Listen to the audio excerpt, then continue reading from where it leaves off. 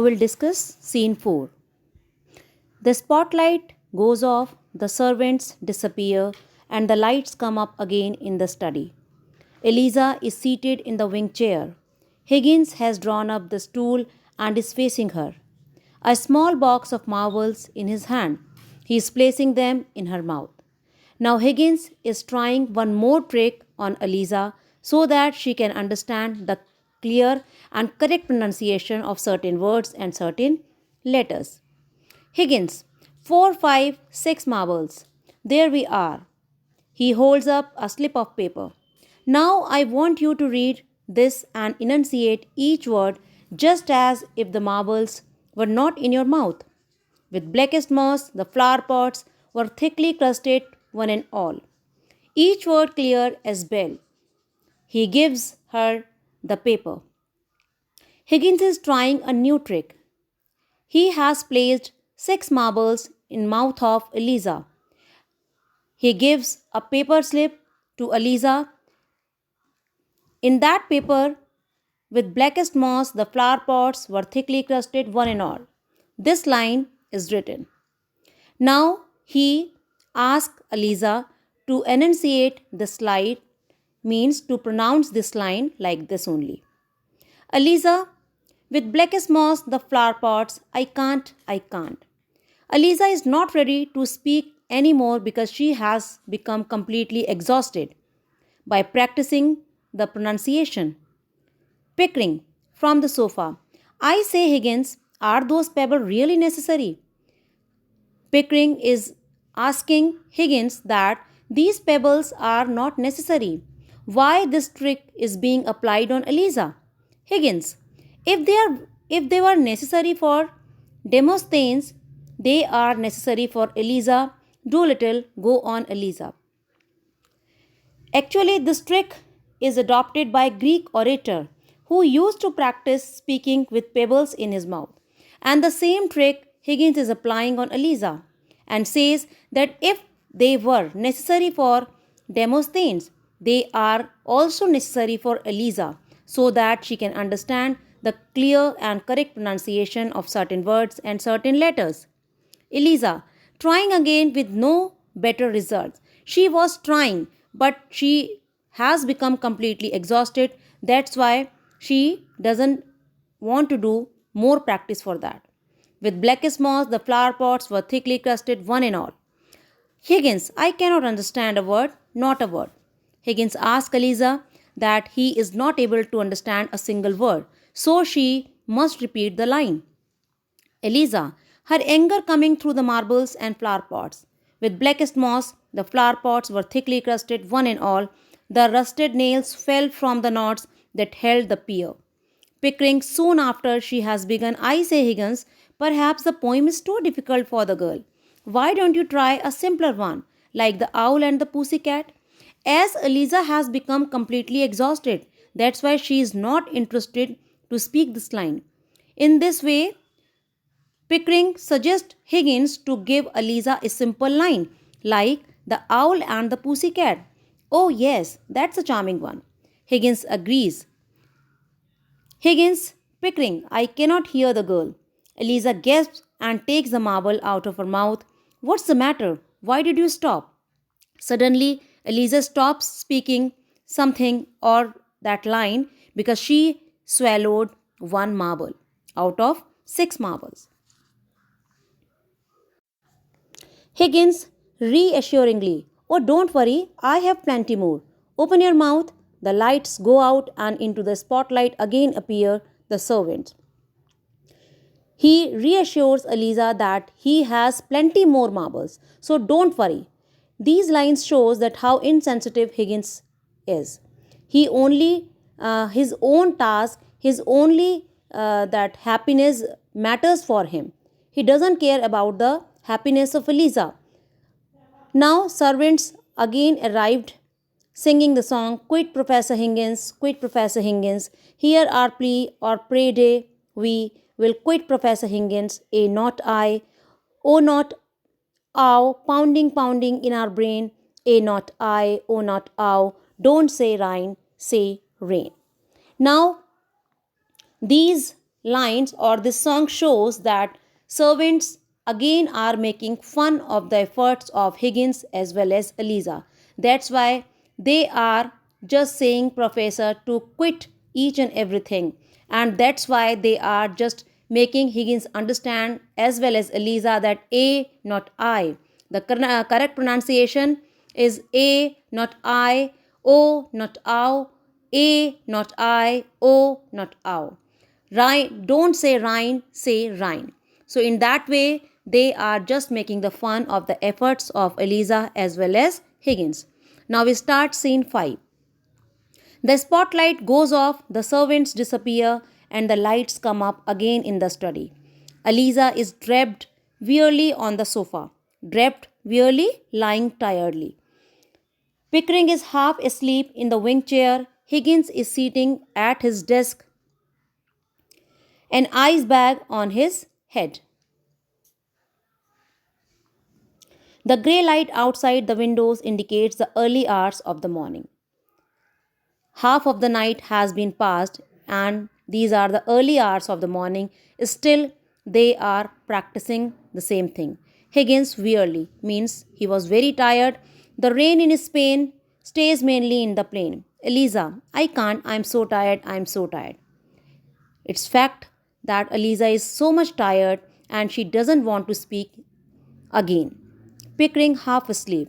It's early hour, that's why Pickering is not completely awake. Oh, for God's sake, Higgins. It must be 3 o'clock in the morning. Do be reasonable. It's 3 o'clock in the morning. So Pickering advises Higgins to be reasonable, that he should not give much more practice now, as it is early hour. Higgins rising, I am always reasonable, Eliza. If I can go on with a blistering headache, you can. I have a headache too. Higgins is also feeling like headache, and Eliza also says that I also have a headache too. Higgins here. He plops the ice bag on her hat. She takes it off her head and buries her face in her hands, exhausted to the point of tears. She has become completely exhausted. That's why she is feeling headache, and Higgins also has become exhausted, and he also feels like headache. Now he plops the ice bag on her head. With sudden gentleness, Eliza, I know you are tired. I know your head aches. Aches means pain. I know your nerves are as raw as meat in a butcher's window. This line shows that Higgins now is understanding that Eliza is completely tired. But think what you are trying to accomplish. Accomplish? Complete. Higgins asked Eliza, focus on that. You are learning the correct pronunciation. So focus on that and think that what you are trying to do. He sits next to her and sofa on the sofa.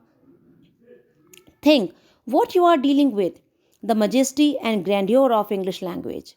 Majesty and grandeur, greatness. Higgins is asking Eliza, or he advises Eliza, that he is learning English. He is learning the greatness of English. And what is the greatness of English? The correct pronunciation. The correct pronunciation of each letter and word. It is the greatest possession we have.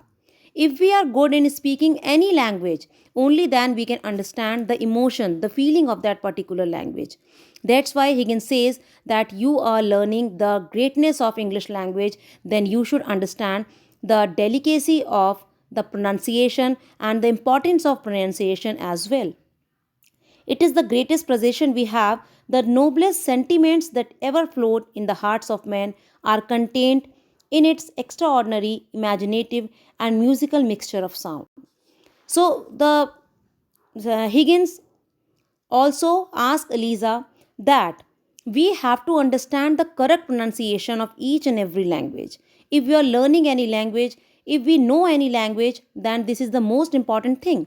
If we are able to understand the correct pronunciation, the correct pronunciation of word or letter, only then we can have the musical attachment of those words, the musical emotions of those words. Simply, Higgins wants to make Eliza understand the delicacy of any language. the mixture of sound, the musical effect of the letters, the musical effect of the sound. That's what you have set yourself to conquer, Eliza, and conquer it you will. That's why he advises Eliza that you have to understand this thing, only then you can conquer, only that you can win each and everything. He rises, goes to the chair behind his desk and seats himself heavily. Now try again, Eliza, slowly. The rain in Spain stays mainly in the plain. Higgins sitting up. What was that, Eliza? The rain in Spain stays mainly in the plain. Higgins rising, unbelieving again, because now she is speaking the correct pronunciation. She is speaking this line in a correct way. Eliza, the rain in Spain stays mainly in the plain. Higgins to Pickering, I think she has got it. I think she has got it. The rain in Spain stays mainly in the plain. Higgins, triumphantly, by George, means by God. She has got it. By George, she has got it. Now, once again, where does it rain? Eliza says, on the plain, on the plain. Higgins, and where's that soggy plain? Eliza, in Spain, in Spain. Pickering jumps up to his feet and the three sings out joyously. Joyously, happily. It means finally Eliza got each and every pronunciation what Higgins is trying to teach Eliza. She is now able to speak the line, the rain in Spain stays mainly in the plain. That's why Higgins is very happy and Eliza also feels like victory. Now the three are very happy and they three are singing the song joyously. The rain in Spain stays mainly in the plain. All three are singing the song together. The rain in Spain stays mainly in the plain. The rain in Spain stays mainly in the plain. Higgins walks excitedly to the xylophone. Higgins in Hertford, Hereford, and Hampshire. Eliza speaks these lines also. Hurricanes hardly happen. This is clear now that Eliza is now able to understand the delicacy of the language, the delicacy of the sound, the importance of the sound and importance of the correct pronunciation. That's why now she is able to speak all the lines Higgins has given her earlier. Higgins taps out, how kind of you to let me come. Eliza, how kind of you to let me come. She speaks this line also in the correct way. Now, Higgins putting down the mallet and turning back to her. Now once again, where does it rain? Eliza, on the plain, on the plain. Higgins, and where that plain? In Spain, in Spain.